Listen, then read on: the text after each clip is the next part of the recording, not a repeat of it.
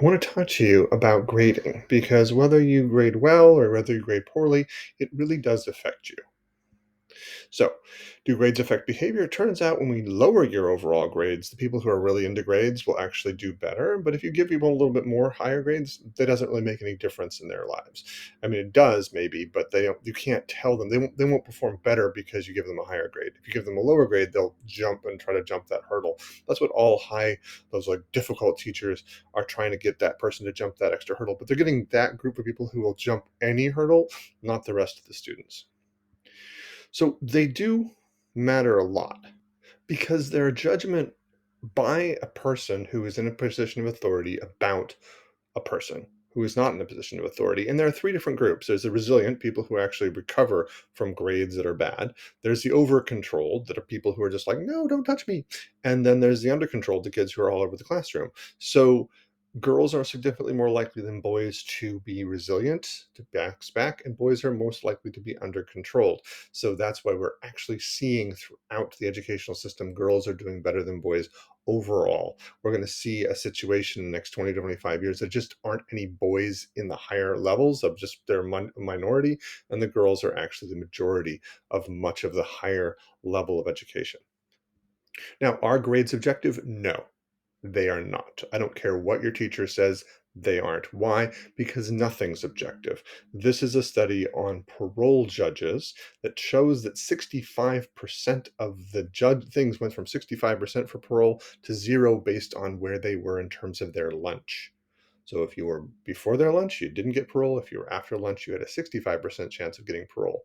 So what happens is that there is no objectivity. It's always subjective. You can only be aware of your subjectivity, what's causing you the problem. So I include many assignments. I grade entirely, a lot of them on done, not done. So I don't have, there's no, you either did it or you didn't. I don't judge. I just like, hey, did it, you get 100%. No, didn't, zero.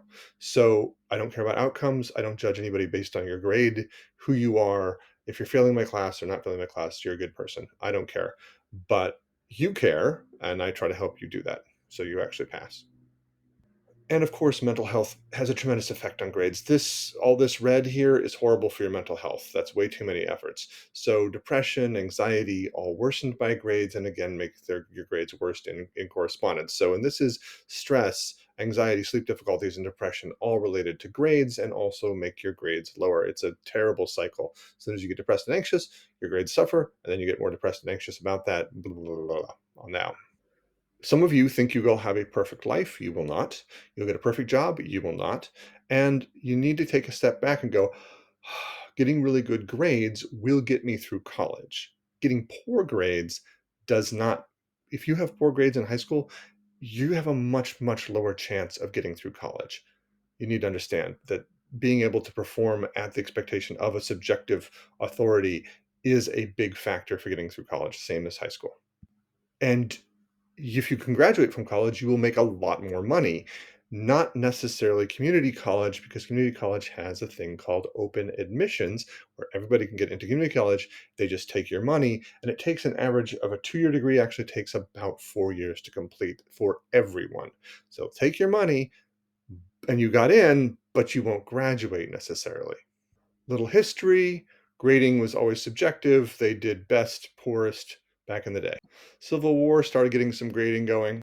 Early 1900s got this bell curve thing. Nobody does that anymore. Going from A to F actually helped women and minorities get into schools because there was some kind of marker other than the teacher just likes you. And today, you're much more interested in that letter grade than you are in anything I'm going to teach you in my class, which is a horrible idea. You need to learn not for the grade. And that same addiction to the letter grade will continue right on up through, and you'll find the simple classes that give you the easy A in college, so you can get the A's, so you can not learn the material, but just get the A. And then some point you get a job and they don't care about the A, they care about how well you do in the job, which has everything to do with how well you learn the material, not your grades. So life isn't about grades, but grades can affect your life. In part two, we're going to talk about what we can do about it.